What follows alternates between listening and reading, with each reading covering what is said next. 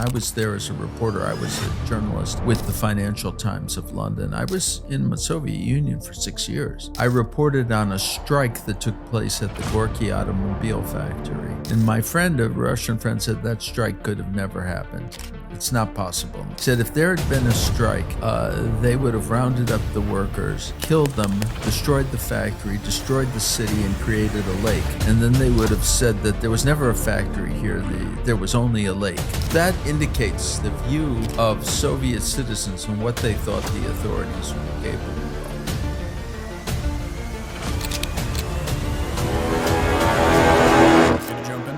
Absolutely. Let's start. Awesome. So David Satter, really excited to have you on. And one of the questions we want to start off with. So you said in the past that Russia is a country of the psychological novel. Can you explain this further? Well, Russia is a country that's devoted to literature, and part of that literature has consisted of psychological novels.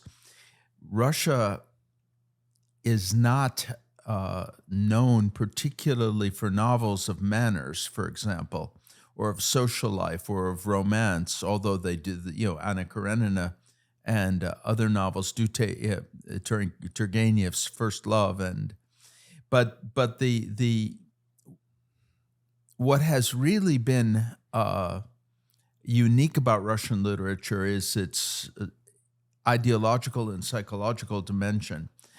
Dostoevsky's analysis of the personality and motivations of Raskolnikov, for example, in Crime and Punishment. And so this distinguishes Russian literature to some extent from literature in other countries in which what's displayed is the action, the passions, the emotions, and so on of people. But there's not the same level of psychological analysis. The Crime and Punishment is the classic example, as Dostoevsky and the brothers Karamazov, Dostoevsky tries to understand the motivation behind the crimes and the psychology of the perpetrator and why they took place. And this reflects something of the national character, too, because Russians are very, very analytical. We take a lot for granted in the West because many of the eternal questions of values they've been solved here. We don't question the standards of right and wrong that underpin our legal institutions, our political institutions. In Russia, that's all constantly being discussed because there were no final conclusions on these issues. When the Bolsheviks took power, for example, they rejected the normal standard of right and wrong in favor of what were called class values. So Russian literature reflects Russian life. Has Russian life always been like that, or can you pinpoint a specific time? Would you look at the Bolshevik Revolution being the catalyst for that, or would you say that this has always been a piece of the Russian people? I think the weakness of values, the weakness of a sense of right and wrong, has always been a characteristic of Russia's modern history. And that goes back to the time of the czars. The idea that we are right automatically, and there's no need to compare what we do to any standard of moral values, and that tendency existed under Tsardom as well. Of course, it reached absolutely monstrous proportions under the communists. We talk in the U.S. about political correctness, but political correctness, which means basically that you're correct whether or not you're right or wrong, that standard was introduced on an official level after the Bolshevik seizure of power in Russia. Political correctness in the Soviet Union became the dominant credo of of an entire nation.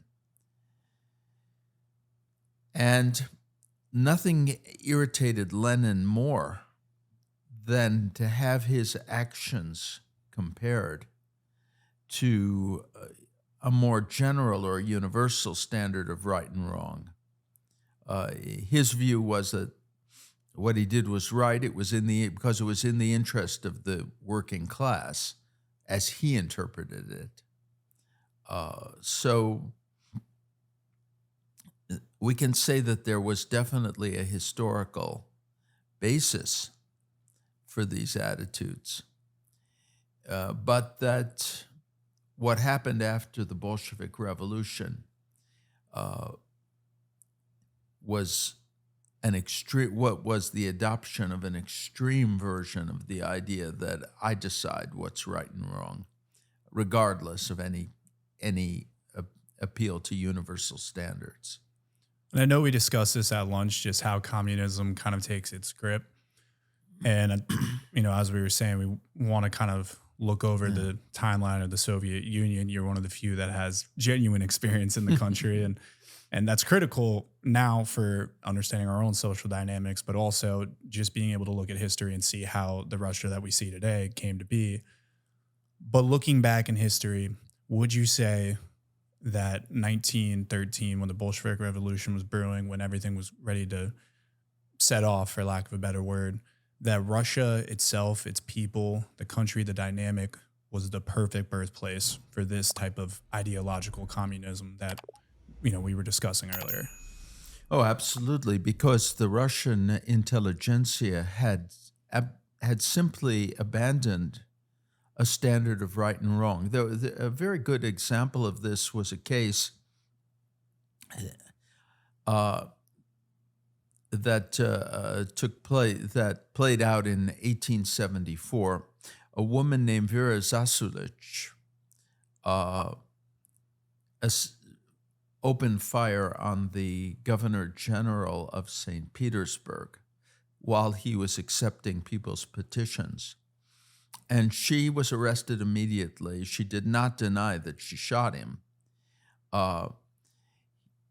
Ostensibly, she was motivated by his mistreatment of political prisoners, although reports to that effect, it turns out, were inaccurate, or at least exaggerated. But in any case, she was put on trial. The Tsarist authorities agreed to trial by jury because her guilt, they considered her guilt to be so obvious. Her lawyer did not deny that she shot the governor. His name was Trepov.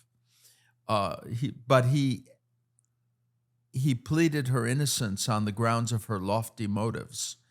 And she was acquitted on those grounds. And the courtroom, burst into applause. There was pandemonium, literally, in the courtroom and on the street. She went free. And the result was that a precedent had been set for your right to shoot someone out of your convictions. There's a Russian historian, Edward Radzinsky, who put it very well. He said, from that moment, the clock of revolution began to tick, because the intelligentsia in Russia had lost the sense that there's a single standard of justice, a single standard of right and wrong. From that point on, right and wrong were determined by whatever was useful in opposing the Tsarist autocracy, whatever could be important in bringing about a revolution. So with that basis, when the Bolsheviks seized power and began the Red Terror, in which it began killing people indiscriminately, Russian society had already been corrupted to such a degree that they didn't have the moral strength to oppose them. It takes moral strength to oppose terror, and they didn't have it. And they didn't have it because for decades they had ignored the importance of universal transcendent moral values. And they thought that the only thing that was moral was what was ever politically advantageous. As a result of that, the scene was set for literally almost unfathomable bloodshed, which people didn't realize was the potential when they started politicizing everything and forgot that any cause, no matter how righteous you may think it is, has to be subjected to moral judgment. Can you dive into the Red Terror a little bit more? Just because, again, sadly for a lot, history is unfamiliar for many people at this point, where they'll know the basics, but they don't see what the details might look like, and also how that leads to, in many ways, one of the most repressive governments we've ever seen, and over such a vast, amount of territory and people. So can you maybe dive into that a little bit more, so we can also, later explore how these dynamics all kind of cross?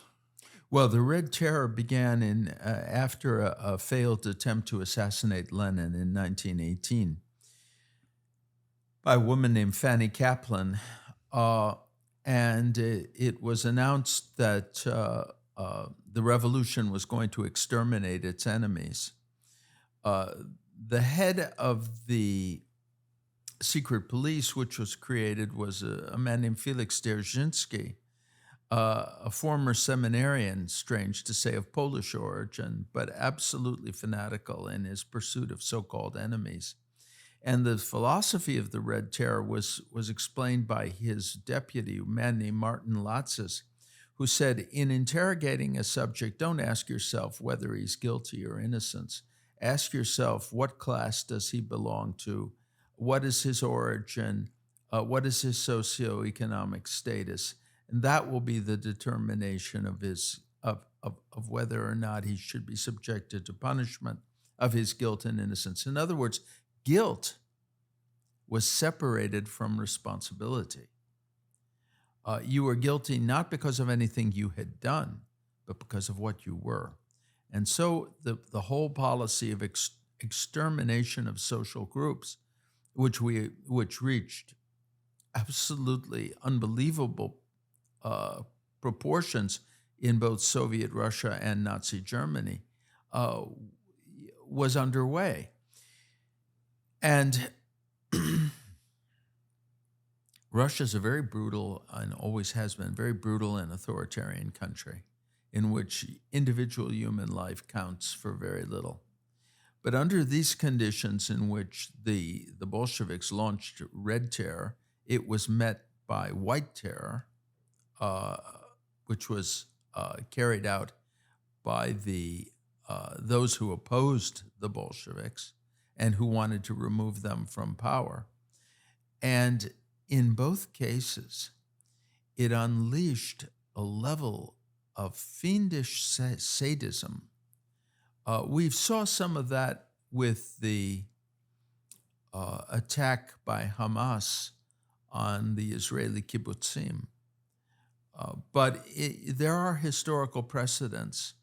The Red Terror became institutionalized, and local branches of the Cheka, which was the Russian secret police, specialized in various forms of absolutely horrific tortures. They would herd people together on barges, sink the barges. They would they would specialize in every kind of inflicting of terrible pain and suffering on their victims. And if the white generals or the leaders of the white army that was resisting the Bolsheviks regarded terror as a necessary expedient, the communists glorified it. They treated it as, on the contrary, part of the creation of a new world. And they compared the pain that was inflicted to the pain that a woman underwent in childbirth in order to give forth a new life. Of course, these euphemisms did not disguise the reality of what was happening. They would douse people with cold water and have them take them out, so that they slowly froze to death. They would put them in barrels full of nails and roll the barrels down hills so that they were ripped to shreds. I mean, even now the variety and the perversity and depravity of those tortures during that period of time it's hard to even recount.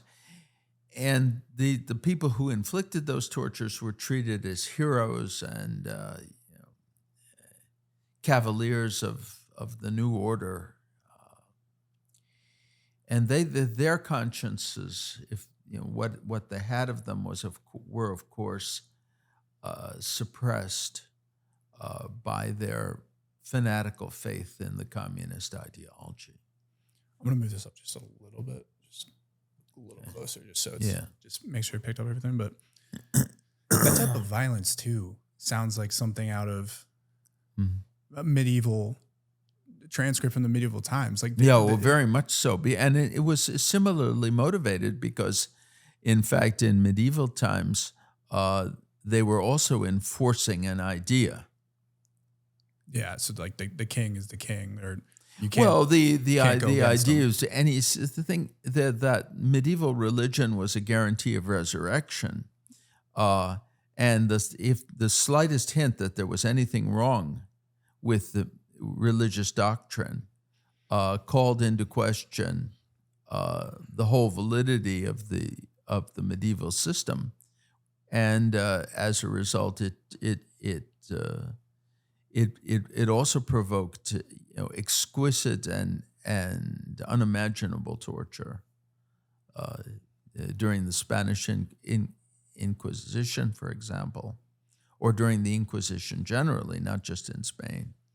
Yeah, it's pretty infamous with Galileo. I think everyone's familiar with that story where, you learned that in middle school, where his last words were saying, it does go around the sun. But yeah, well, he recanted, but Bruno was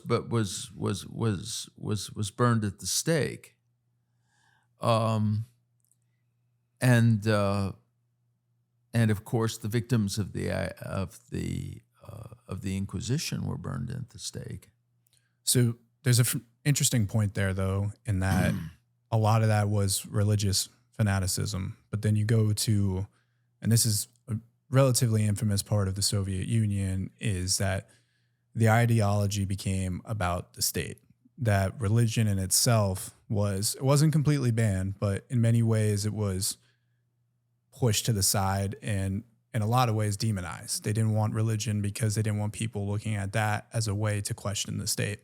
Can you speak to that a little bit, and how the religious dynamic for a country in a lot of ways was heavily religious, quickly shifted into something unrecognizable? Well, it went from a state religion to a secular religion that justified a new state.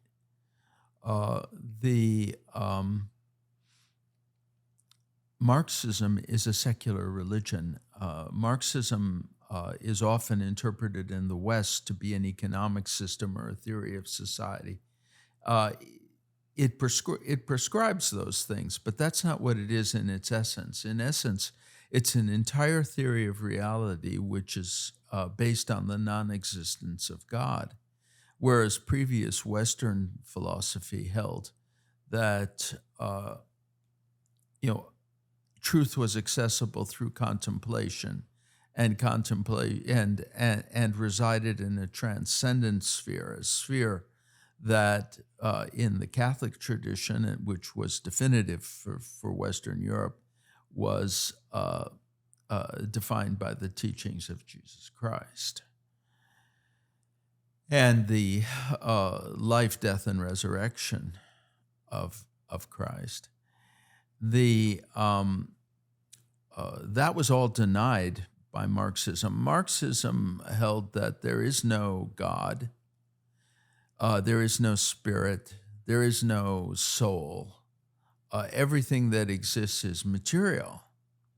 And material reality evolves through the process of dialectical contradiction and resolution.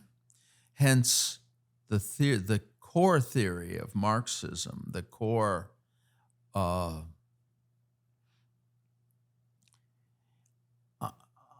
ontological assumptions of Marxism are contained in the theory called dialectical materialism. I mean, just to summarize it in a brief way, it means that everything that exists is matter in motion, in a constant process of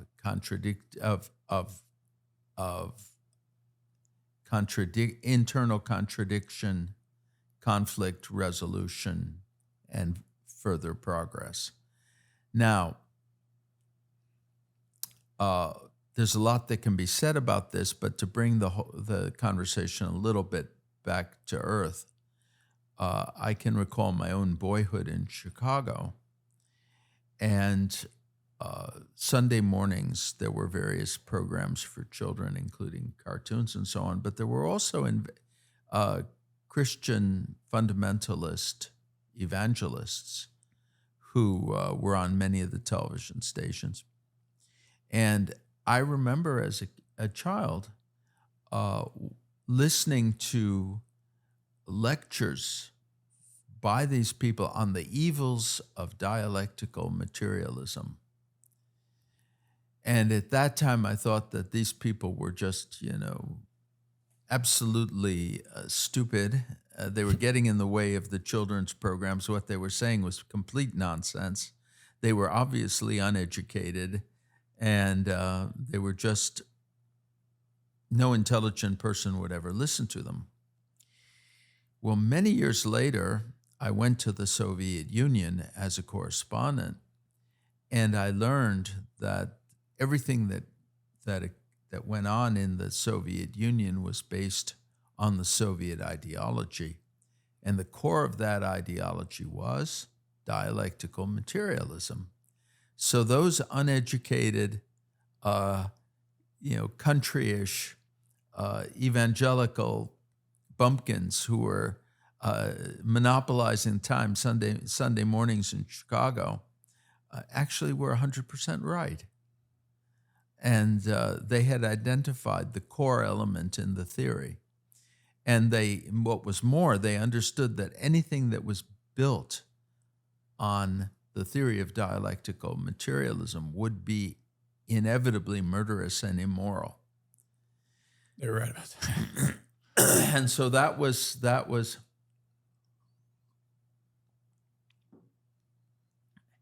But the truth is that once people are confronted with a theory,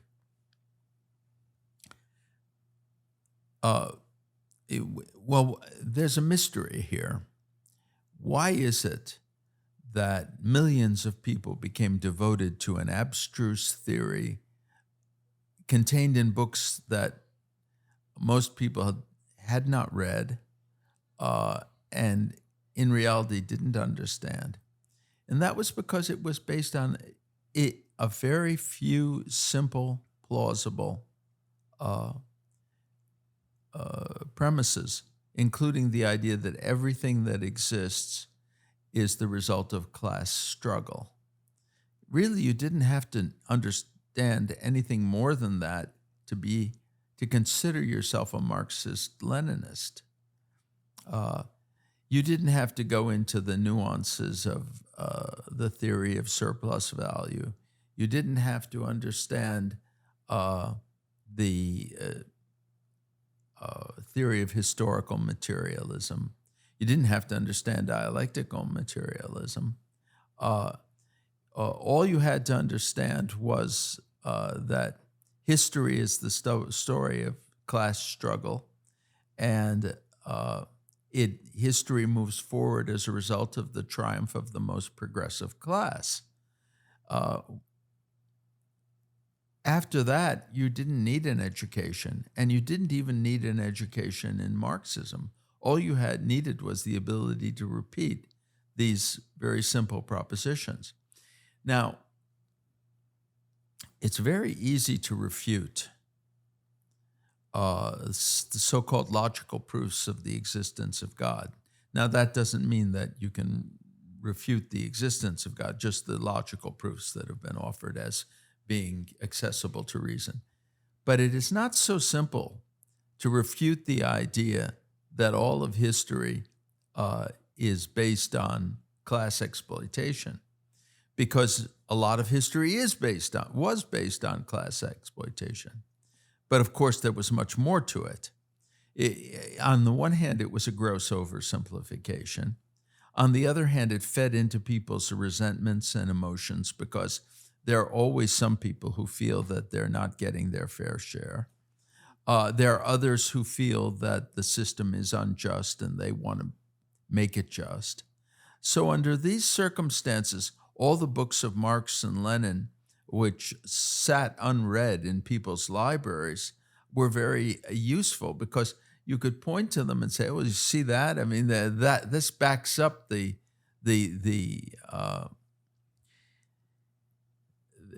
reality. This proves the reality. These many hundreds of pages that everything that exists is the product of class struggle." I had an experience when I was in Southern California. I had some connections with, or friendship with, refugees from Vietnam, some of whom served in the South Vietnamese Army before the fall of Saigon, and and included in that group were people who had actually served in the Viet Cong, but then became disillusioned. And they described for me, said, we went everywhere with Mao's Little Red Book. And then after we had won, people began to say, "Wait a minute, what's in here?" We began to look to see what exactly he was writing about. To a certain extent, this is what happened. A great theory was propagated. It had a few elements that people found convincing, but once it became widely accepted and began to be the basis for a class struggle, mass psychology took over. This is the dangerous thing that we face in America today, and that all societies faces, that a pernicious idea is not going to be judged on its merits once it becomes the subject of mass conformity and mass enthusiasm. Ideas spread without being critically examined, and then they can become devices for mobilization of uninformed people. And when the social situation is disturbed, when the affective atmosphere in the society has for some reason or another been poisoned, these ideas can assume monstrous power. This is what happened in Nazi Germany as well, by the way. It's not that Germans were a nation of devils. They were actually no more devilish than anybody else. But once the few fundamental propositions of Nazism gained a wide following, and it became advantageous to identify yourself with that movement, a snowball effect began to be experienced, and the Before long, what had been hundreds of thousands became millions and then tens of millions. And then, with the help of terror, it was impossible to oppose it. What was the process like in Russia at that point from that transition period? You spoke to, we see a social shift in the US, and some want to talk about it like it happened in the past 3 years, when this has been something that has been a snowball effect, as you said, over, you could probably say decades at this point, but slowly inching its way in. You point towards Nazi Germany, and it's another great example, but also the pace at which that happened was rapidly quick. I mean, you went from 1933 taking power to 1945, the country's decimated. But regardless of that, it's crazy how quick these things can come on. What was the process like in the transition period to the Bolsheviks and to the Soviet Union? And I guess what were some of the dynamics that had to take hold for that process to come on? Well, for one thing, there was a disastrous war. The interior minister warned the Tsar that if Russia goes to war, and the war goes badly, a violent social revolution of a kind we've never seen is virtually guaranteed for Russia. So there were people who understood that the situation was terribly dangerous. You had a discontented peasantry which dreamt of taking over the remaining lots that belonged to the landlords. They dreamt of what was called the Black Repartition. You had a militant, industrial, and rapidly expanding working class. You had an intelligentsia that had lost any kind of moral orientation and that was increasingly radicalized. And sitting on top of this volcano was the Tsar and his court, who monopolized, who shared power to a degree with the Duma, but were still the State Duma, which was the newly created parliament, but were still the supreme authority and basically governed the political system of the country.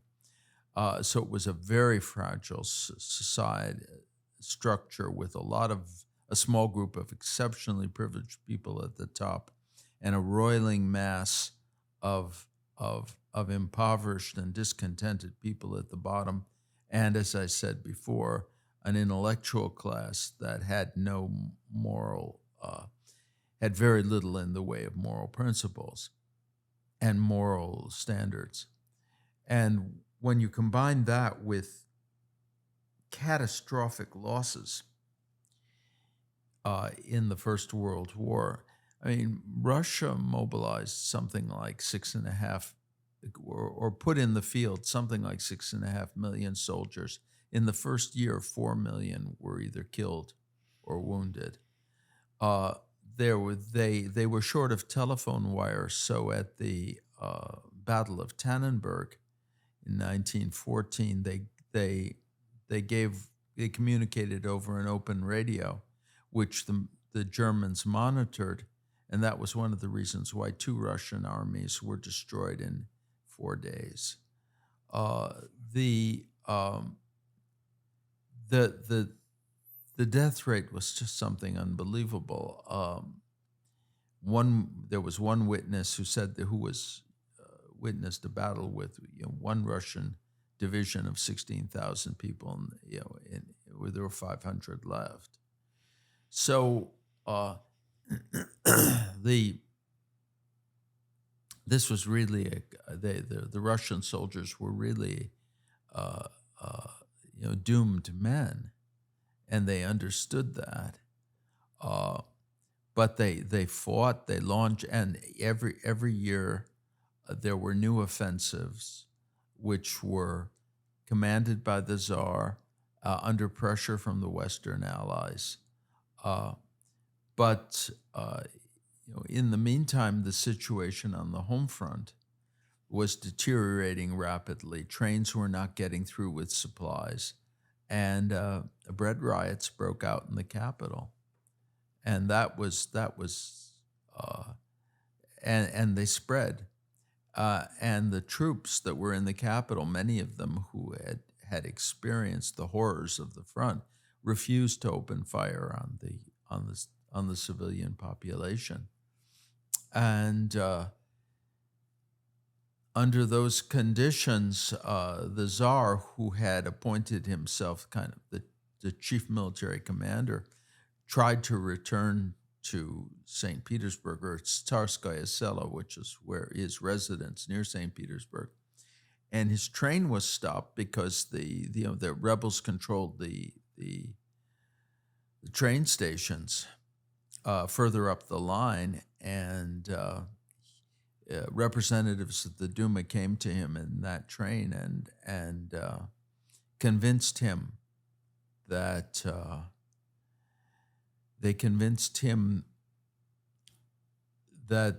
that there was no way to the only way to bring the revolt under control was for him to abdicate, and he did. He ended the 300-year-old Romanov dynasty.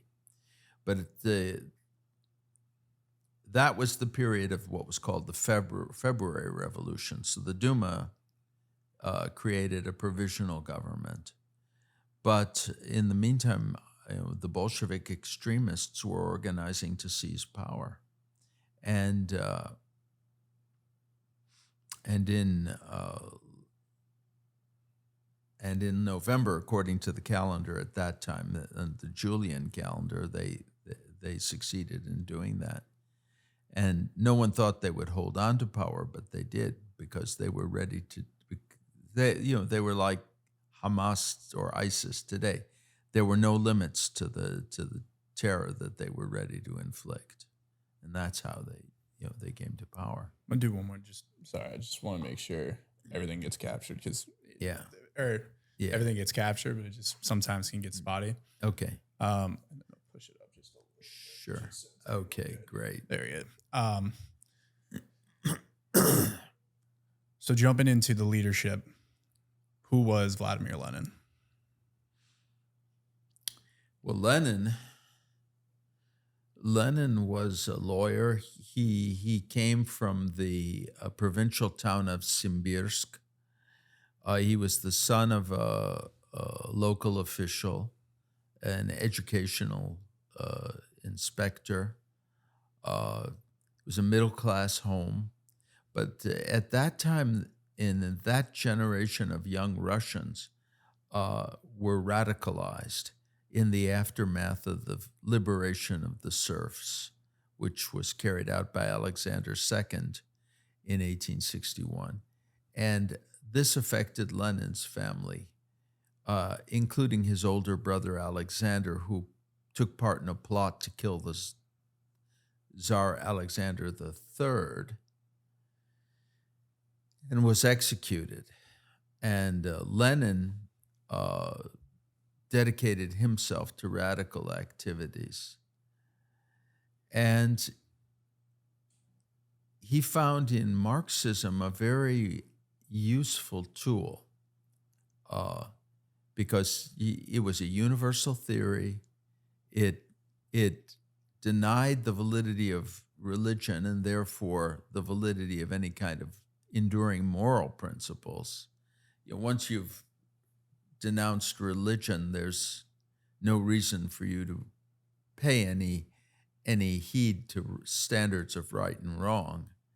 So it's in a way, for a political radical, that's a very advantageous step. But Marxism had a couple of defects from Lenin's point of view and from the point of view of the early communists, because for one thing, it was based on the notion of historical determinism. In other words, everything happens the way it has to happen.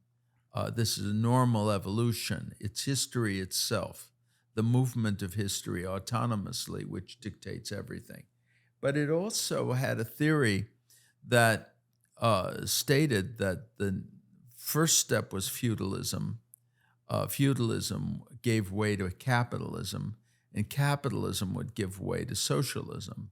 Well, there was no real capitalism in Russia, so that, if you were going to be a strict Marxist, you had to sit and wait for capitalism to develop, and then for capitalism to be destroyed by its own internal contradictions.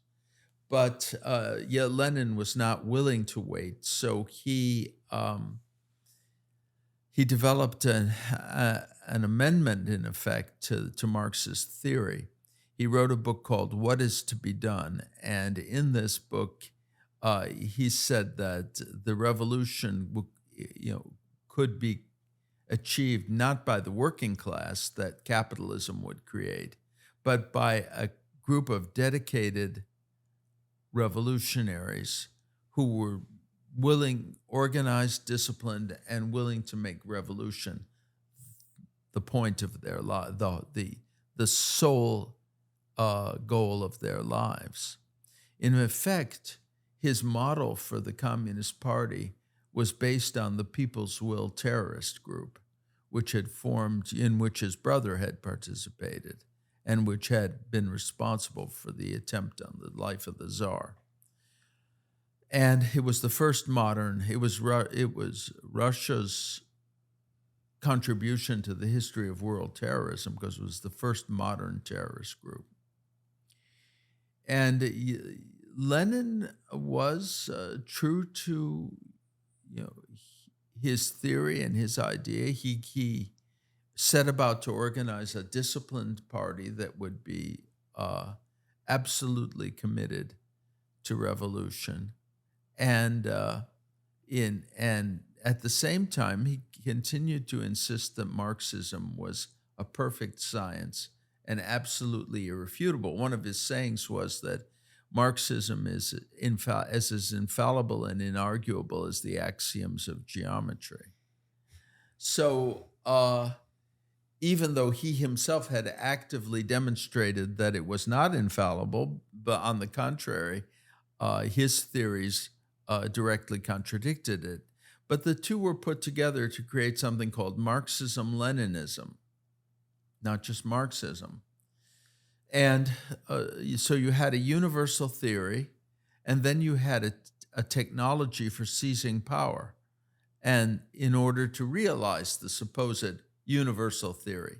No one asked the question, well, wasn't the theory supposed to realize itself? Didn't it describe something that was going to happen automatically?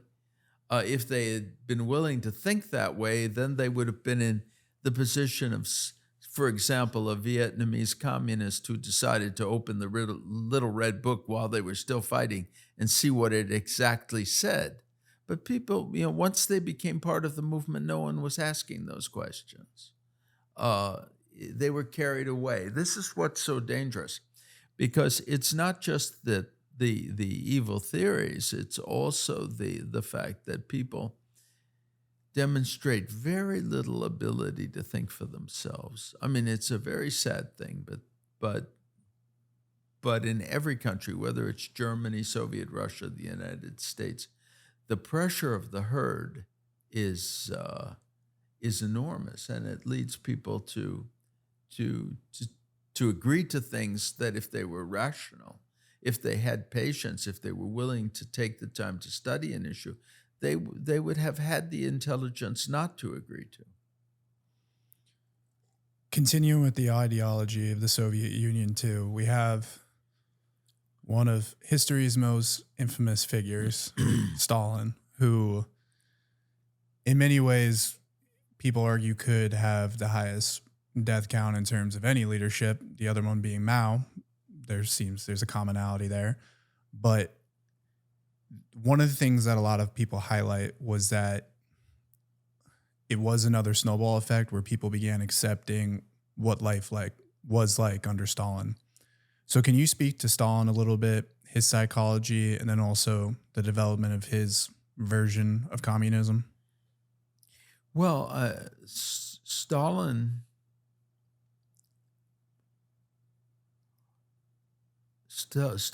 was distinguished by, as were others, by his readiness to do anything in order to create the communist system. And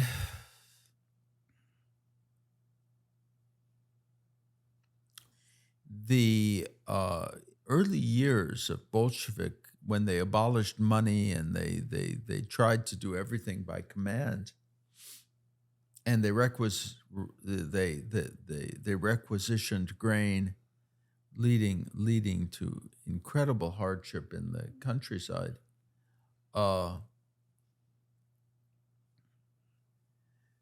That was the period of so-called war communism, and it threatened strikes broke out in various places. There was a revolt in the Kronstadt naval base. There was a peasants' revolt in the Tambov province, which assumed a huge scale, and the peasants were ready to march on Moscow. And the Bolsheviks understood that there could not be an immediate transition to communism, that there had to be a break. Otherwise, they would be faced with universal revolt, and they ran the risk of losing power. So what they did was they agreed to something called the New Economic Plan. New Economic Plan allowed peasants to grow their own crops.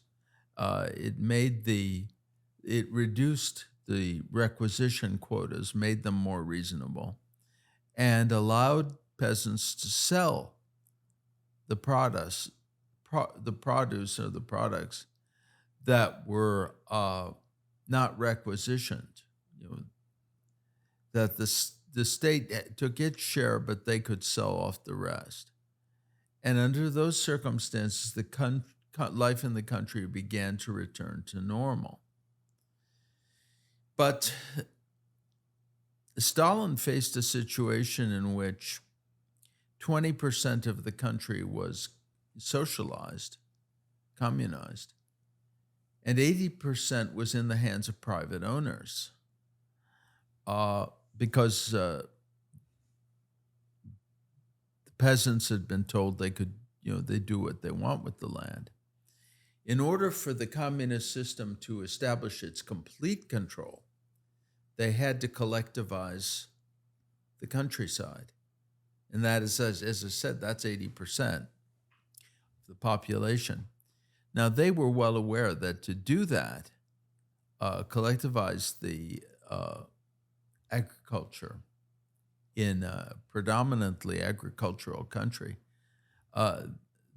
they would have to kill millions of people, and the result would be mass famine. They were not blind to that reality.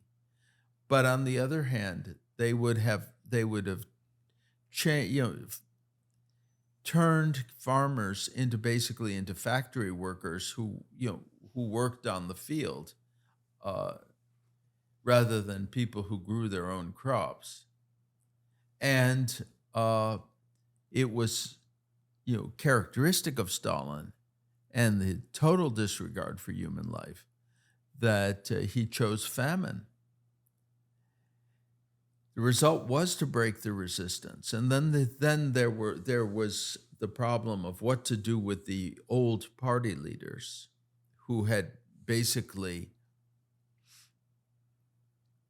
brought about the revolution, but were now an impediment to the new society that Stalin wanted to build, that would be militarized, dictatorial, but nonetheless efficient and businesslike. And so he had all of them killed in the period that was called the Great Terror. I think that if we talk about who he was as a person, he was someone who was fanatically devoted to the task of building communism and was ready to do whatever was necessary in terms of destroying human beings in order to bring it about. For the future, for the sake of the future happiness, which is what he may have thought or believed or at least said, He was ready to impose incredible misery on those who lived at the time. So you think Stalin had a genuine motivation to enact communism fully, or do you think that there was also a level of creating a reliance on the state to establish his own power and his own control? Well, I think both were true. Both were true. In terms of, I guess, how that situation continued to develop, Stalin quickly found himself no longer a part of the party. He was the party. He was I think for many, when you think of the Soviet Union, that's one of the first faces that pops up. How do you think that his version of communism, his impact on the Soviet Union there changed? And how do you think that also changed Stalin over those decades of his power? Well, until his death, the Soviet Union was absolutely terrorized. And he was getting ready for another big purge at the time of his death. What This was the doctor's plot. It was he was going to exile the Jews of Moscow and send them to Siberia, in which no doubt a fair number would have died. And this was connected with the so-called doctor's plot. They began accusing the Kremlin doctors, most of whom were Jewish, of trying to poison their patients. It's crazy how history. Oh, well, listen, this is something that, Russian history is unbelievable for people who come from a normal society. So curious with that, and this is something that we're going to see consistently throughout the theme for today, but Western leaders often were interacting with Stalin, and part of that had to do with the efforts that was happening at the time, the war and everything around there. What was your view in terms of what, I guess, Western's interaction with the Soviet Union at that time? And I guess what opportunities were there for taking a different stance versus what opportunities were also there for minimizing the terror that we ended up seeing to develop? Well, of course, it's hard to say what we could have done to minimize the terror, aside from Winston Churchill, when the Bolsheviks took power, said, we've got to strangle the baby in its cradle. But we didn't do that. Once he was in power, it was not a simple task for people from the outside to limit the terror. What we could have done, of course, is exposed it so that people in the West were aware of what was going on, and there would have been less in the way of cooperation from Western communist parties and communist sympathizers with the Soviet Union. But for that, we lacked internal knowledge and we lacked internal understanding. And by the way, it's very difficult for someone who is not ideological, who does not live within the claustral world of an ideology, to understand the mentality of somebody who does. And that was also a problem. It takes kind of really in-depth understanding to figure out what's going on, because of course they surrounded it with a veil of secrecy and a lot of disinformation. That's actually a perfect transition to the next step, which is, post-Stalinization, kind of the start of the Cold War, and your first periods in the Soviet Union, which at a time, like I said, not many people were even getting any type of access versus actually being able to go to the Soviet Union. Yeah, I was a very lucky person. And you were, as you just said, one of those people that didn't come from an ideological background. I mean, humans always have their own ideology, but you come from the United States and going to legitimately at our time, our polar opposite, our nemesis.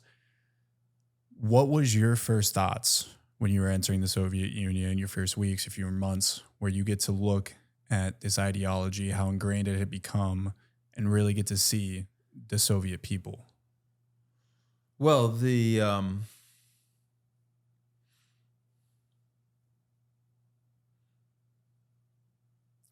I had some very interesting experiences when I first got there, of course.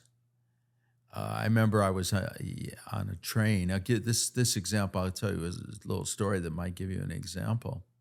I was on a train, and it was typical for Soviet citizens in those days when they were riding in a train with, if they found a Western correspondent in the same compartment with them, that they wanted to engage in an ideological discussion with him. Really?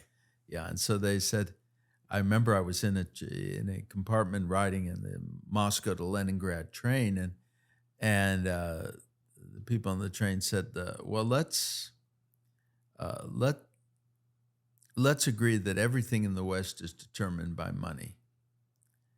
And I said, "Well, I mean, not everything is determined by money. Well, we have the rule of law."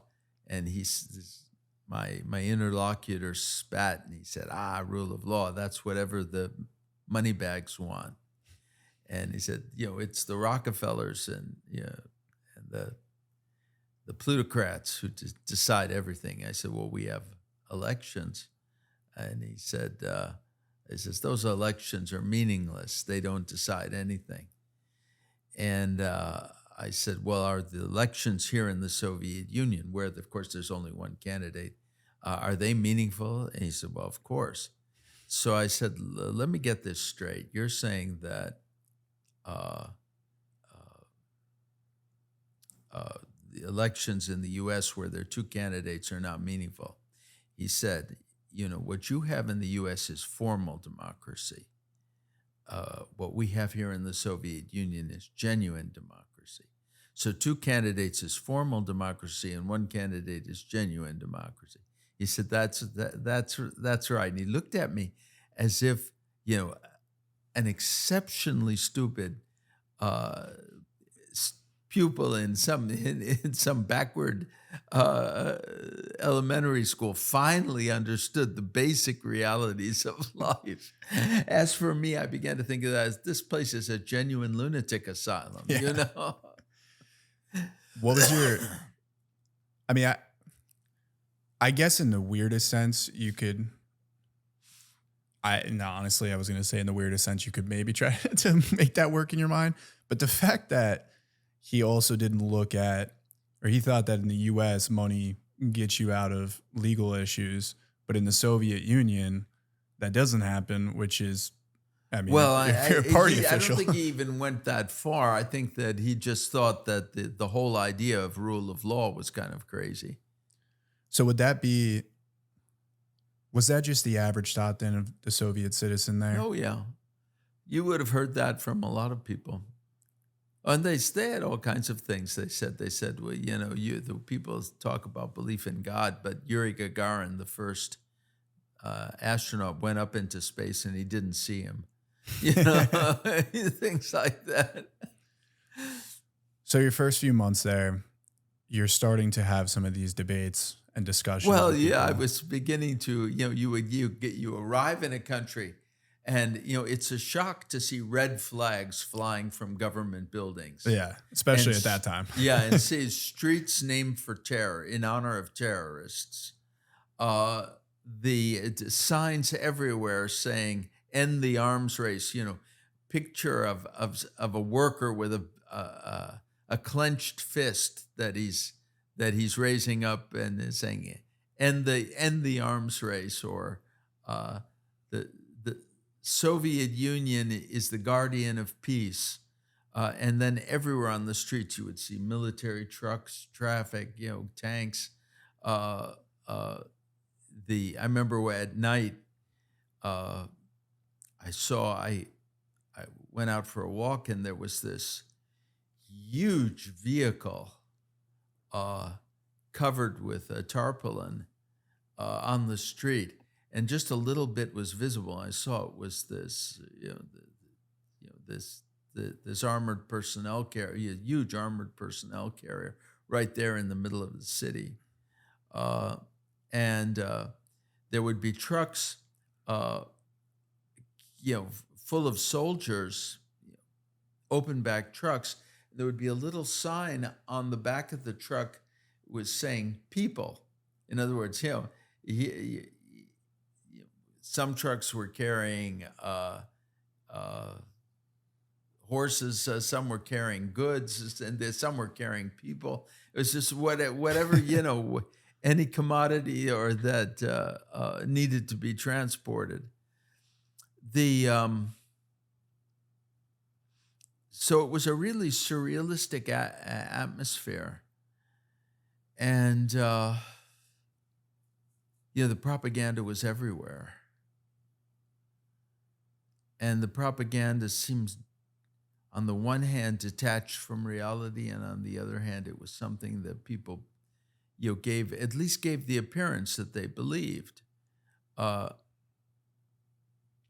they had no choice but to believe it. They had no choice but to believe it. They had no choice but to repeat it. I told you this joke about the interrogation, which maybe I'll repeat now, because there was a Jewish guy was called into the KGB, and he was interrogated, and the interrogator asked him, he said, "Comrade Rabinowitz, we have information that you have your own personal opinion." And Rabinowitz answers, "It's true, comrade interrogator, but I don't agree with it." So that was, this is, a lot of people had their own opinions, but in public, they didn't agree with them. They repeated what was demanded of them by the regime. And in some cases, the easiest thing was just to believe and stop resisting. Because once you've kind of adopted the fake reality as your own reality, then the strain of hiding your true beliefs is alleviated, because you've just been turned into a robot that will repeat anything that the regime demands from you. And so even the very question of trying to arrive at your own opinion doesn't arise. Now, we see that now, of course, to a degree in the US with political correctness and cancel culture, in the sense that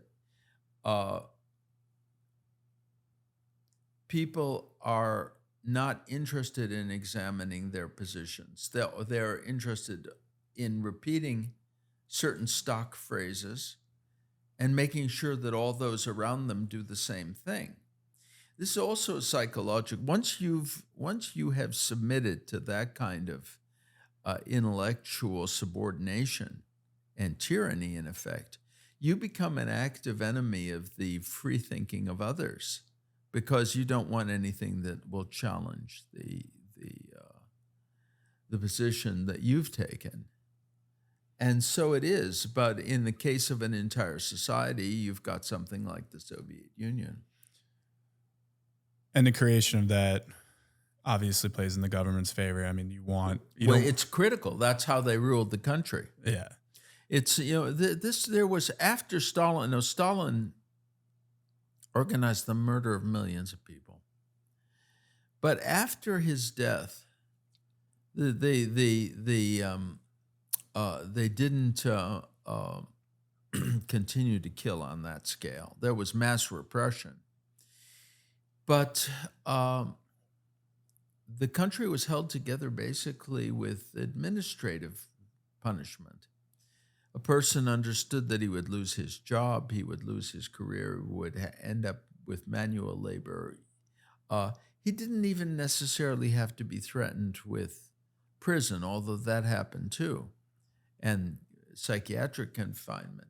Usually it was just enough to threaten a person's future and his ability to earn a living. And that was all that was necessary, plus massive propaganda in order to keep the whole population in line.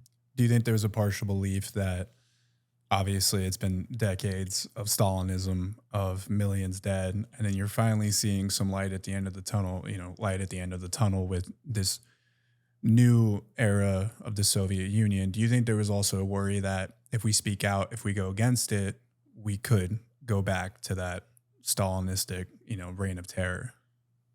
That's what people were afraid of.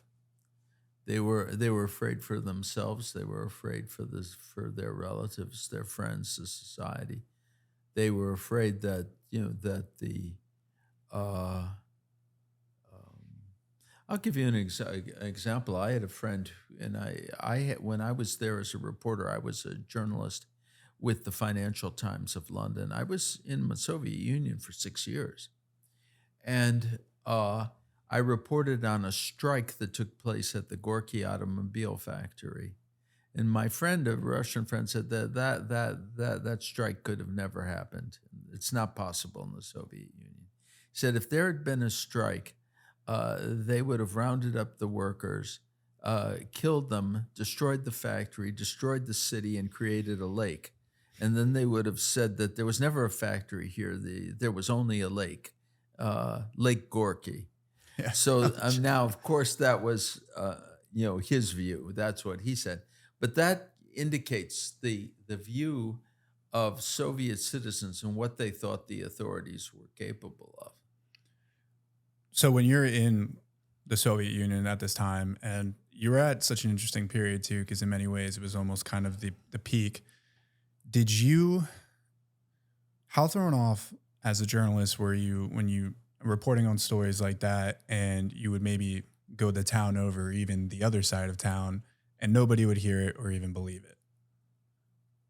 Did you look when you mean here in the U.S.? No, so with that in a second, but the idea that in the U.S., if there's a news story, it kind of transcends all around the country. People, depending on how big the story is. But it seems like at the Soviet Union at this time, and what you were just mentioning, is that you could report on something happening on the other side of town, and then you go to the other side of town to get lunch or something, and you would speak to someone there, and they'd be like, well, that never happened. What was your feelings and kind of emotions seeing this, especially as a journalist, kind of the lack of the ability to really get these stories in front of the people? Well, the only way you could get them in front of the Soviet people was if they were broadcast back by the foreign radio stations like BBC.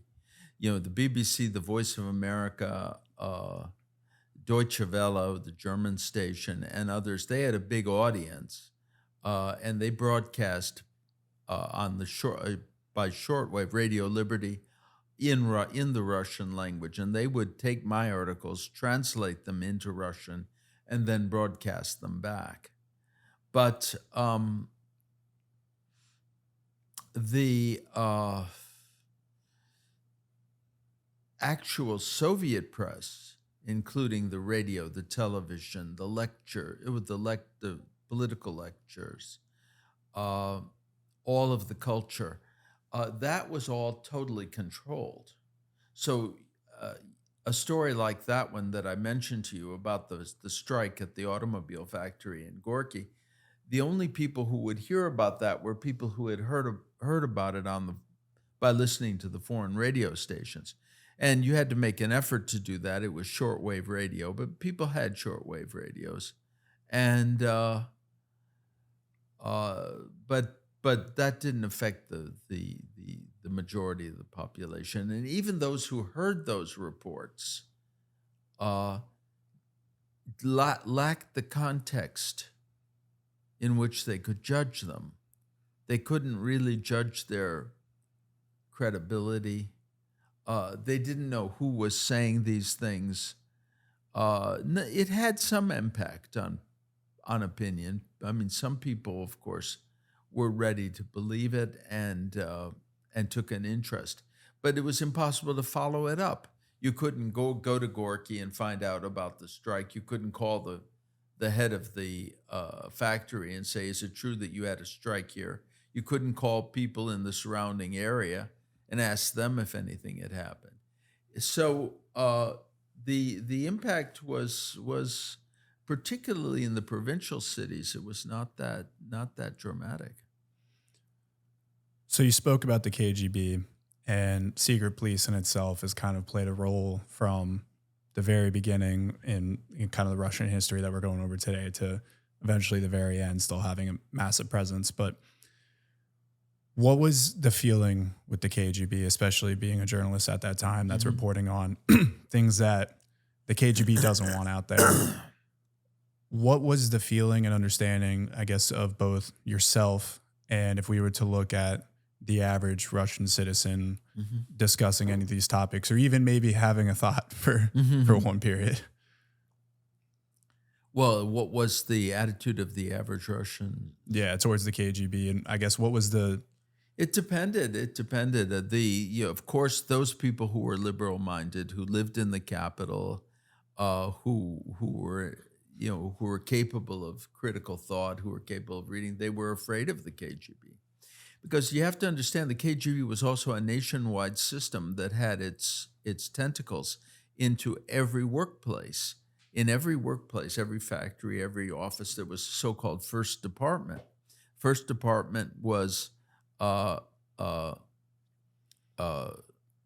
little bit like the HR department in the West, except that it didn't devote itself to the welfare of the workers, but rather to keeping them under control and maintaining files on everyone. And if it was reported to the KGB or that someone had said something or done something, let's say that somebody had a conversation with a foreigner on a train, and a coworker was in the compartment, and he reported back to the KGB that person had made some anti-Soviet remarks. Well, he could be called into the first department at his place of work and questioned about it. And if they were not satisfied with the answers, they could penalize him. It might start out with demoting him, denying him the ability to get an apartment, separate apartment, which in an impoverished country, that's quite a severe punishment, because people waited for years for apartments. Or they could fire him altogether. In an extreme case, they could recommend psychiatric treatment. There was one case, and then a person is against his will forced to go and talk to a psychiatrist, and the psychiatrist knows that this person has been sent by the KGB, so he puts that person on what's called the psychiatric register in his region. Oftentimes, it's not a severe punishment, but what every 6 months or so somebody would call and say, "How are you feeling? Are you experiencing excitability?" for example. Yeah.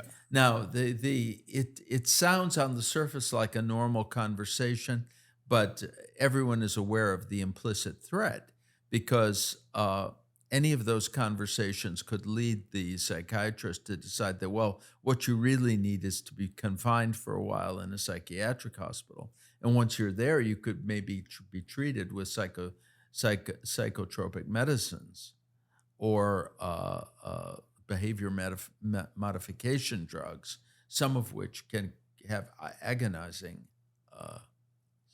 effects. So, I mean, and there were various ways of. So this was a form.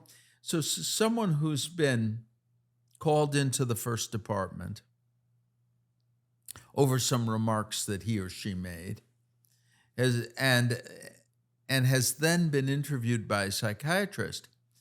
Maybe he or she is even allowed to continue working and left alone, but hanging over their heads is the possibility that if they do anything like this in the future, the next step is to be put in a mental hospital.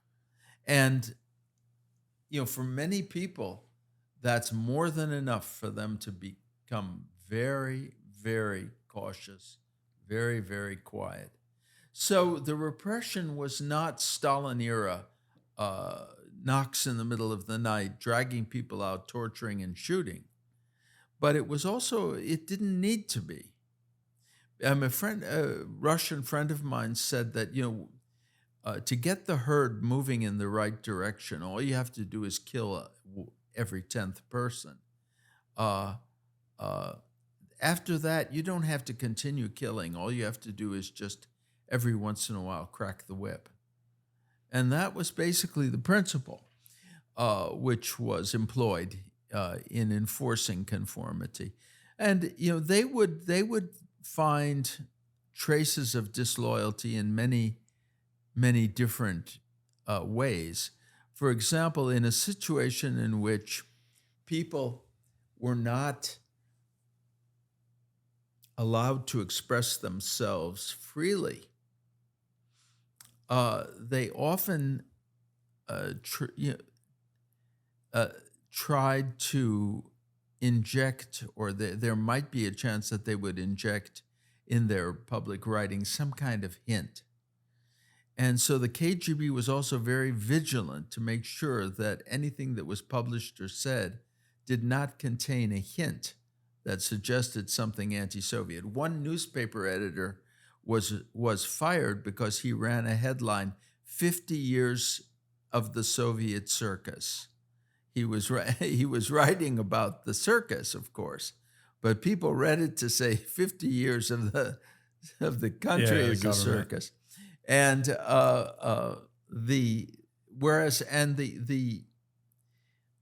KGB itself did not want to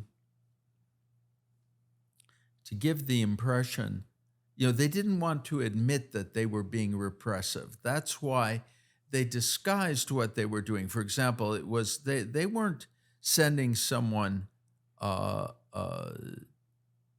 a psychiatrist in order to intimidate him.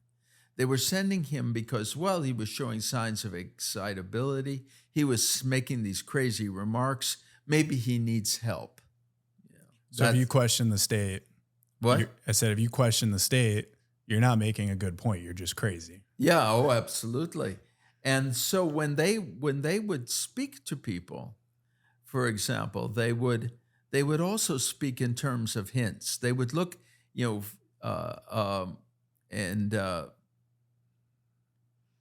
was one case of a Jewish refusnik who was he signed a petition, and he was called into by a party official, but the party official was acting on, a local official was acting on instructions from the KGB, and they said to him, he said, as a resident of our region, I appeal to you, not to take part in disloyal activities. I mean, on the surface, he didn't threaten him. He didn't say. He just appealed to him not to. The choice is yours. But for a Soviet citizen, the conversation was obvious. He was saying, if you continue to engage in disloyal activities, you're not going to remain a resident of our region. Yeah, that's enough for me to shut up. I'll tell you that. And then now, of course, some people, of course, were more stubborn. And then the KGB said that in the eyes of the KGB, no one was more troublesome than someone who refused to take a direct hint. There was another, and they would. I remember that another case I recall of sometimes people would, according to the law, Soviet citizens had the right to send complaints to the party. You could sit down and write a complaint and send it to the local party organization or even the central committee. And you would even get a letter. I mean, it might not be much of a letter, but you were entitled to get a response. And these letters also had to be phrased in a very specific way. If you were writing and said that my roof is leaking and no matter what I do, I can't get the local authorities to fix it, you were probably okay. And you might even get somebody to come out and take care of it. Just maybe. But if you were to write a letter and said, that this, because of this irrational system, we never get decent heat, the roofs are leaking, and this is continuing year after year, then what you have said borders on being a dissident, because you're drawing conclusions, and that could get you in trouble. That could get you, or they also had absolutely no sense of humor. So, so if I knew one guy who wrote a letter to the Central Committee, and so the letter was his. The letter was his. No, the Central Committee of the Communist Party. Okay. The letter was his suggestion of how to restructure the Central Committee and the party and so on. That kind of letter, if it was written, as the Soviets said, in a positive spirit, such as, we feel that you can do your work better if you pay more attention to the letters from the workers. Okay, that might not, that might get you a form letter answer saying, thank you, your suggestion will be considered. However, if you started talking about something such as dismantling the system, introducing capitalism, or something like that, then you are beginning to take a big risk. Yeah. Or even if you were to describe just structural changes, but in a way that was considered to be disrespectful. For example, one guy I knew wrote a letter in which he suggested changes, but he wrote it in iambic pentameter. And they immediately came with an ambulance and took him into a yeah, that's like, oh my he said God. after that, he said, no more letters from you. Yeah, that's not. A lot of the letters and a lot of the attempts at so-called reform came from people who considered themselves Marxists or socialists. And there was a very famous case involving the Ukrainian dissident Leonid Pliush. Pliush was a Marxist. He lived in Kiev, and he wrote, in those days, of course, it was all the Soviet Union. And he wrote articles and letters in which he advocated a form of communism very similar to what existed in France, or what was being proposed by the French Communist Party. Well, he was grabbed and put in a psychiatric hospital, and he was put in the Dnepropetrovsk Special Psychiatric Hospital. But a copy of his proposal reached the French Communist Party, which began campaigning on his behalf, because they didn't like the idea that someone who shared their ideas in the Soviet Union was put in a mental hospital. Yeah. And finally, because of their intervention and their agitation, he was released. He flew to France, flew to Paris, where he was met by the French communists and also by the correspondent for Radio Liberty. And the first thing he says when he gets off the plane was, "I remain a Marxist." Well, this was reported by Radio Liberty back to the Soviet Union, where it came to the attention of his fellow patients in the mental hospital. So all of the thinking people in the psychiatric hospital got together to discuss his statement. And one of them said, and this conversation was recounted to me, he said, can you imagine? He leaves this hell, goes to Paris, and he can't think of anything better to say than, I remain a Marxist. Yeah. And another says, maybe he was crazy after all. Yeah, we might have to put him back there. Especially going to somewhere like Paris at that point, you're walking in, you're seeing the beauties of capitalism. Yeah, and the first thing he says is, I remain, but Plush later changed his views. But that was a classic situation. So it was, so in summary, it was real mental oppression. The very kind of mental oppression that a lot of people in the West now are accepting voluntarily and trying to impose on others was the system in the Soviet Union. And we can joke about it, but oftentimes it was very far from funny. Yeah. I mean, I've never heard that before, and it's pretty crazy because if you question the state, there's no reason to kill you if I can just list you and just say you're crazy, and everyone looks around and goes, not only that, but it went further than that, because once you were in the mental hospital, the only way to get out was to say that in fact what I had said before was crazy, but now I am cured as a result of the treatment that I received from the Soviet psychiatrists. And if you were to continue to insist on what you had said originally, that would be considered an aggravation of your illness, requiring further treatment. And if you go to the people and say, forget what I said, I was crazy back then they're going to go, and then they would say, well, do you regret what you said? I say, absolutely. How do you explain that you made these anti-Soviet remarks? You say, well, I was crazy then, but now I'm sane. And that was that, and people did that in order to get out. Yeah. I mean, that's brilliant and terrible to put it in the simplest stance. It's diabolical. Yeah. So looking at the economic situation of the Soviet Union, again, you came in at a time where we're probably reaching a peak, and then quickly the snowball effect, which we'll get into here soon, but quickly the snowball effect eventually led to the downfall.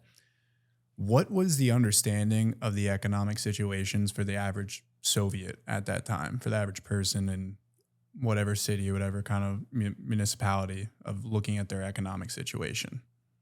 Well, the Soviet people, by and large, understood, or many of them understood, that they did not have the standard of living that was enjoyed by people in the West, although it depended.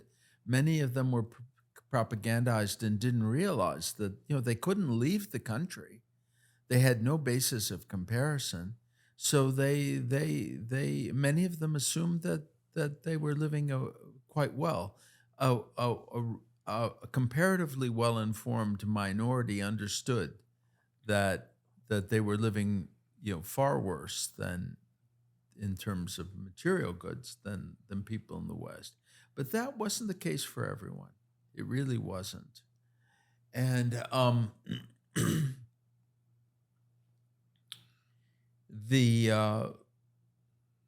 there was another aspect of Soviet life, and this is something that Western people often don't understand. People were not paid much, but they had a great deal of security. In effect, the Soviet government put the whole population on welfare. They provided them with a job, not much of a job, but it was a job, a salary. It wasn't much of a salary, but it was a salary, a pension. A flat in a building that in the West would be public housing, but they also didn't demand too much from people. You were not expected to think for yourself. You were not expected to arrive at any kind of moral judgments, because your individual conscience was considered to be irrelevant. Your only obligation was to do what you were told. And there was no particular obligation to work very hard. Now, there was a writer in Russia called Alexander Zinoviev. He made an interesting observation. I'm not sure I agree with it 100%, but there's some truth in it. He said that actually Soviet people lived better than people in the West. and he said it's true that, of course, they earned much less, but the demands on them were far less. If you were to compare what they earned to what they put in, you would find it was much more favorable than the similar ratio of people in the West. A person in the West received more money, of course, no question.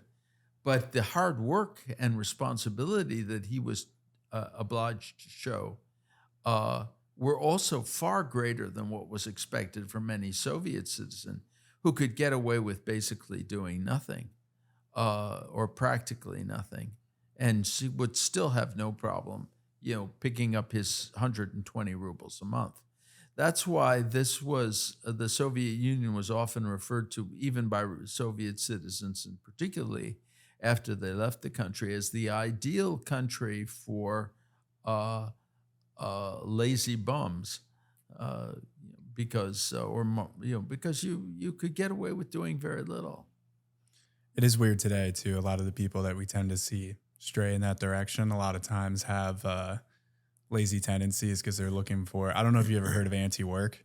It's a movement on Reddit that idealizes a society like that, where essentially there's no work, there's no, and it's romanticized for sure, because in their head they're not living in, a 500 square foot flat that's, just like everyone else is, and they're thinking that they're living in a mansion and they're going to be able to, garden. They're not going to be working at, labor jobs.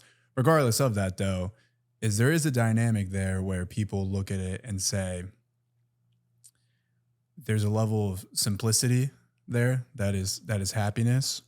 But again, you look at a society like that and you could survive, but you're never going to thrive. Well, this is it. They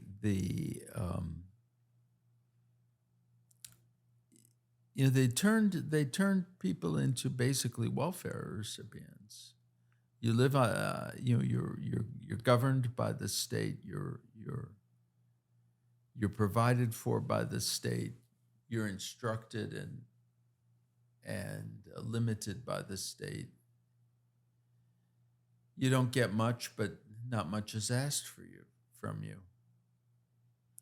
What did the people, I guess, what was the feeling about that? Like, did they have, because you're obviously having these conversations with people within the Soviet Union, and I guess even looking at you from, you're taking on an opportunity there to go to the Soviet Union to be able to have a journalistic opportunity. But, in general, there's known that the U.S. thrives on entrepreneurship, on, motivation, on you can make something.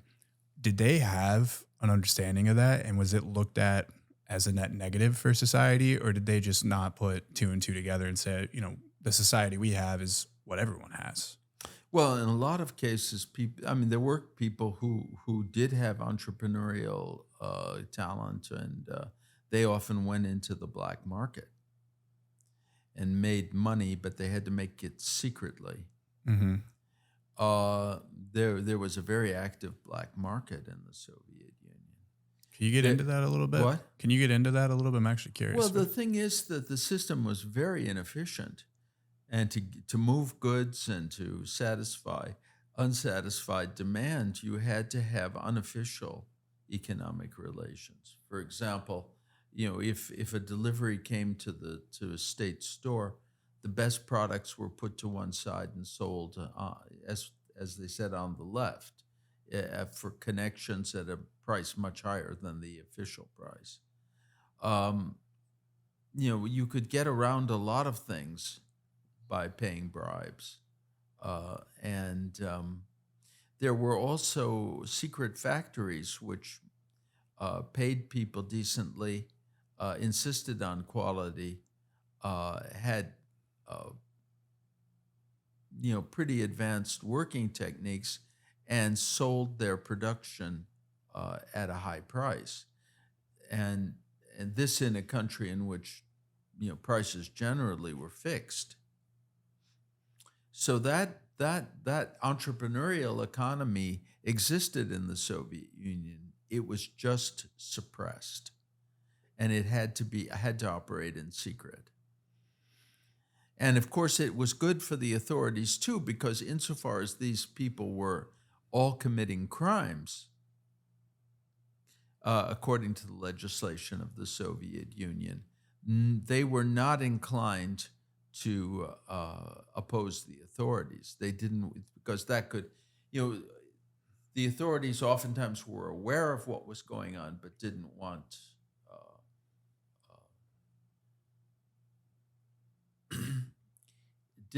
to lose the opportunity to kind of hold something over someone's head. Yeah. And that, the people involved knew that at any moment they could be arrested and put in a labor camp, and so they were very, very quiet politically. Is this almost where we're starting to see the rise of pseudo oligarchs, not the best word, but like an oligarch state that we eventually get to here soon, that came with the rise of Putin more or less, or Yeltsin, but, a black market state where, an oligarch state where the money is kind of being hidden, not only hidden, but also a lot of it's funneling to one spot. Is this kind of where we're seeing the roots and development happening with those black market dealings? Well, what happened was that after the fall of the Soviet Union, many of these people then legalized their holdings, and they had money, and they were able to bribe government officials and to steal the what was called privatization was really mass theft. Everything that had been built by the Soviet Union as a result of the efforts of the entire population was appropriated by these corrupt insiders who, with the help of bribes and connections, were able to simply acquire the property of the state. Those people we call oligarchs didn't build their fortunes through entrepreneurial activity. They built them as a result of their connections to those in power. So going into the fall of the Soviet Union, again, you're one of the unique people that actually had an opportunity to see this on the ground firsthand, and both, having interactions with the people as well as reporting on, the slow division that was happening. What was your view on seeing this fall and how it continued to kind of trickle down over a couple of years, whether it be Afghanistan or other issues that were happening within the country? How did you see it developing in your time in the Soviet Union? Well, the key thing, of course, was access to free information. Once people began to speak freely, once they were no longer constrained by the ideology, and this is the contribution of Gorbachev. It was Gorbachev and his policy of Glasnost that changed everything. Because before Glasnost, there was the official ideology. You had to repeat it or you had to stay silent. It didn't matter that the official ideology was absurd. That was not the issue. You had to pretend it was true. And in fact, I had a friend give you an example of how the ideology imprinted itself on people's minds. I had a friend who, there was a case of a radio announcer who suddenly, for some reason, began using the phrase invasion of Afghanistan.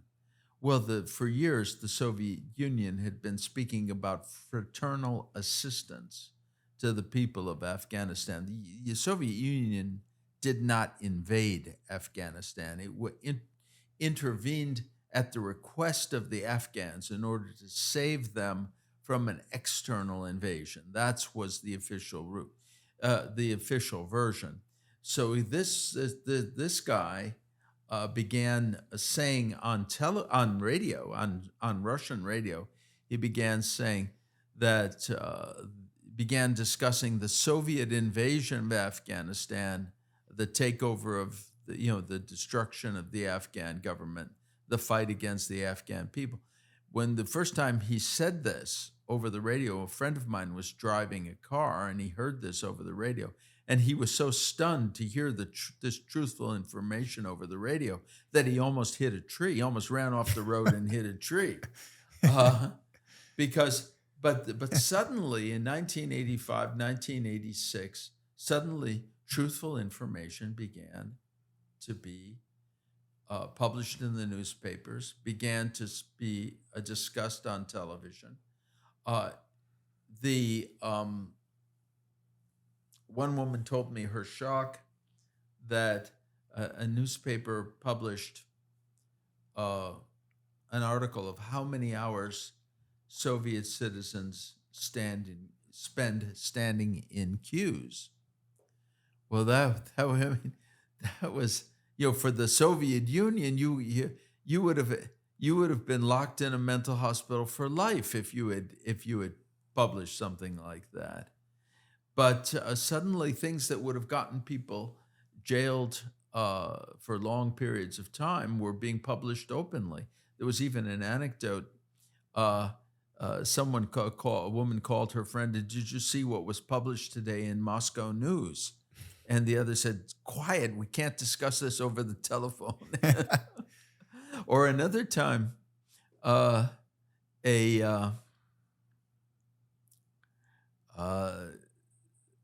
woman said to her friend, he says, after reading an article about prostitution, she said, "Do you see what has come of all these Gorbachev reforms? Now we have prostitution." Yes.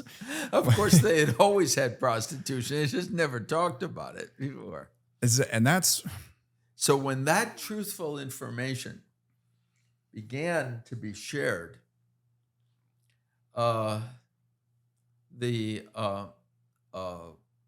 then things began to change, because that ideology, that official lying, that system of lies, which was imposed on the people, that was what held the country together.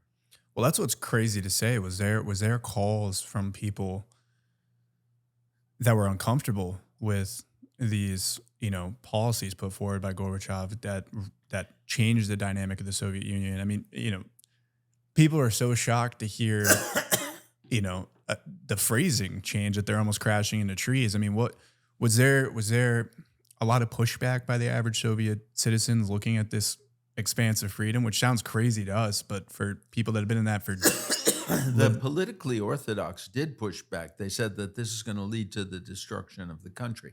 They were 100% right. But most people, of course, they were just stunned by the information, and it proved impossible to control once they started the process. And the destruction of the ideology under the impact of free information led to the destruction of the country. So we lead to the end of the Soviet Union here, and then we have the rise of Yeltsin and evidently the modern day main character, Vladimir Putin. What was that transition period like, and how did that have a distinct effect in terms of the Russia that we see today? Well, the Soviet Union, and the Soviet Union and Russia changed enormously. The ideology was really jettisoned. Little bit perhaps like Japan or Germany after the fall of the fascist regimes there. The ideology was discredited, but many of the basic mental habits left over from the ideology were preserved. And the important thing is that the real essence of the ideology was not grasped. The essence of the ideology is the destruction of values. The idea that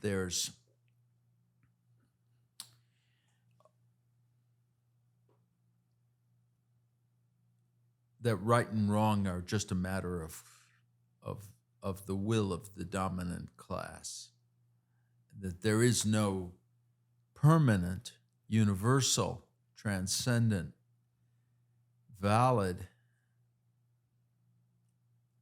set of values that apply to everyone and that are over and above political and social conflicts.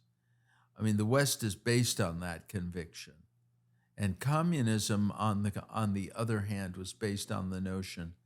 And Lenin said this in his speech to the Komsomol: is that anything that advances the revolution is correct, is right.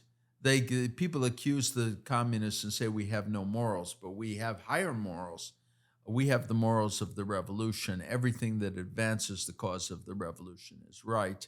Everything that interferes with the revolution is wrong. So the criteria for morality was the interests of the revolution, and the revolution was, of course, represented by the Communist Party, which was represented by its leadership, which was represented by a single person.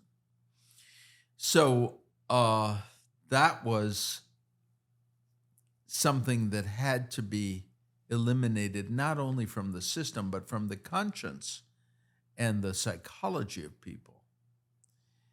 And to do that, you had to really make an effort to create a society based on law, first and foremost, because when you talk about the equality of the individuals before the law, this is in the image of the equality of believers before God, the absolute human equality of individuals.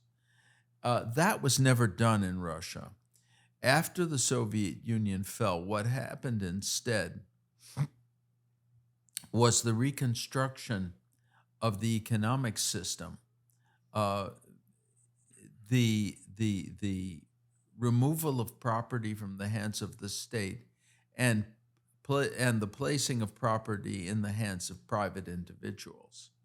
And that process was not regulated by law.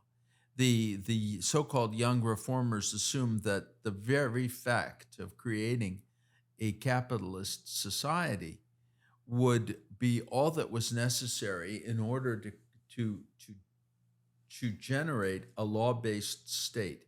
In other words, their assumptions were absolutely Marxist. Marx held that it was the economic interests of society which determine everything else, and they operated on the same principle. But the result was, when you undergo the largest transfer of property, the largest peaceful transfer of property in human history, and you do it without the benefit of law, you're going to get gangsterism. You may create something resembling a capitalist society, but it will be based on criminal ties. And that's what happened. Criminals in Yeltsin's Russia, the criminal was king, and the oligarchs are criminals. I mean, if they didn't kill people themselves, they hired people to kill, and they stole. It was a real free-for-all. Just anyone who could establish connections to a corrupt official could get their hands on state property. And so the country as a whole was plunged into poverty, but a few individuals, painfully few, became fantastically rich. And the disaster for the country was enormous. The national income fell by 50%.